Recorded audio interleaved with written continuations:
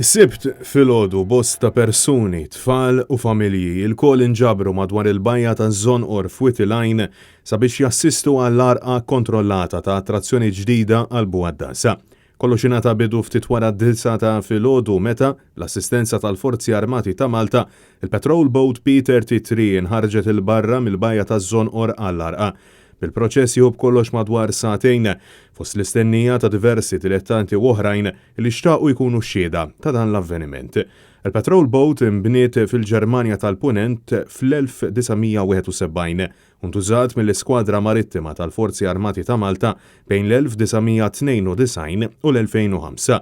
Il-P33 tniżlet fiż-żona bejn żewġ bastimenti marqa u attrazzjonijiet stabbiliti qalb is-settur marittimu, dawk ta' St. Michael u Melita. Dan il-proġett kien ilu biex jitwettaq għal dawn l-aħħar snin u kien propju proposta xprunata mill-Partit Nazzjonalista li waslet għal dan. Proposta imresqa fid-dokument 2+8 it-triq il-qudiem mal-irkupru fis-settur turistiku ta' pajjiżna. Għaldaqstant, għal darb'oħra, il-Partit Nazzjonalista wassal biex il-proposta magħmula minnu ittieħdet bl-akbar serjetà mill-awtoritajiet konċernati għal ġid tal-poplu Malti u Awċi, blan li attrazzjoni bħal din mhux biss titgawda mill-Buaddasa lokali, iżda sservi wkoll ta' inċentiv għat-turiżmu tant bżonn już għall-ekonomija ta' pajjiżna.